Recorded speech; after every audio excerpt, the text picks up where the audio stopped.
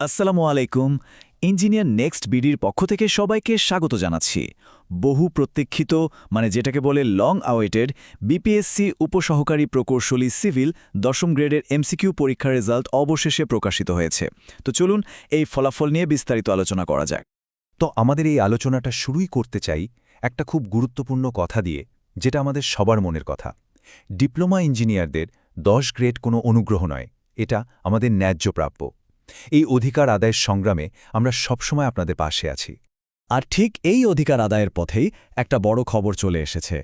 বাংলাদেশ সরকারি কর্ম commission BPSC finally উপসহকারী প্রকৌশলী সিভিল পদের বাছাই পরীক্ষার ফলাফল পাবলিশ করেছে। চলুন দেখে নেওয়া যাক বিস্তারিত। তো এখন সবার মনেই যে প্রশ্নটা ঘুরছে, এই যে স্বপ্নজয়ের পথে এতগুলো মানুষ পরীক্ষা দিলেন, তাদের মধ্যে থেকে কারা কারা এক ধাপ এগিয়ে গেলেন?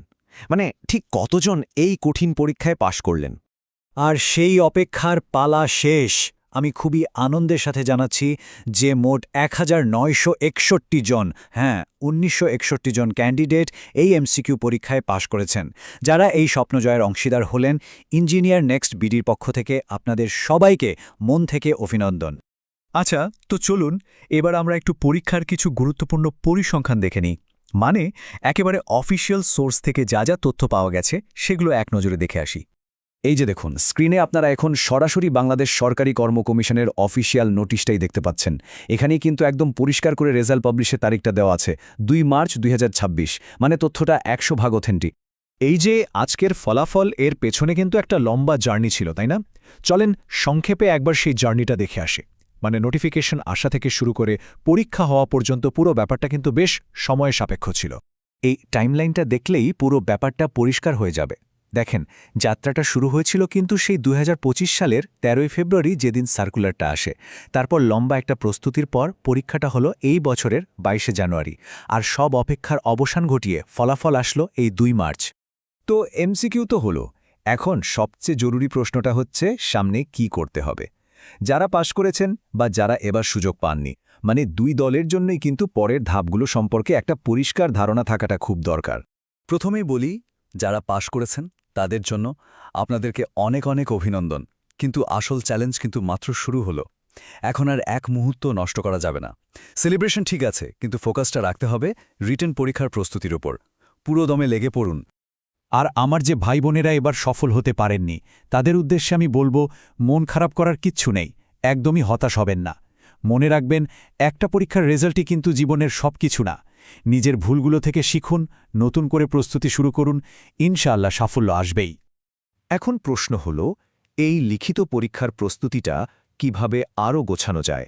দেখুন, এর জন্য কিন্তু একটা ভালো গাইডলাইন আর ভালো রিসোর্স খুব জরুরি। আর এই প্রস্তুতির কঠিন পথটা সহজ করতেই কিন্তু আমরা ইঞ্জিনিয়ার নেক্সট বিডি আপনাদের পাশে আছি। মনে রাখবেন, এই জার্নিতে কিন্তু আপনারা একা নন। আমাদের একটা শক্তিশালী কমিউনিটি আছে, যেখানে সবাই সবাইকে সাহায্য করে। আপনারা আমাদের ফেসবুক গ্রুপে জয়েন করে অন্য সবার সাথে কানেক্টেড থাকতে পারেন। আর নিয়মিত আপডেটের জন্য অবশ্যই চ্যানেলটা সাবস্ক্রাইব করে রাখবেন। আচ্ছা, আমরা আমাদের আলোচনার প্রায় শেষ দিকে চলে এসেছি। এখানে আপনাদের জন্য আমাদের শেষ কিছু কথা আর কিছু প্রয়োজনীয় রিসোর্সের ব্যাপারে বলে দিচ্ছি। যাওয়ার আগে আপনাদের ফাইনাল প্রস্তুতির জন্য কয়েকটা জরুরি কথা বলে যাই।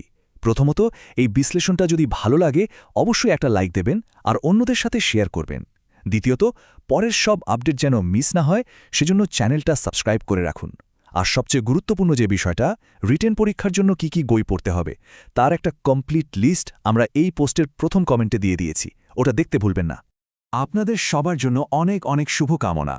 ইঞ্জিনিয়ার নেক্সট বিডি সবসময় আপনাদের সফলতার পথে একজন বিশ্বস্ত সঙ্গী হিসেবে পাশে থাকবে। আসসালামু আলাইকুম। একবার জিকির করে হলেও আমার জন্য দোয়া করার অনুরোধ রইল। আল্লাহ হাফেজ।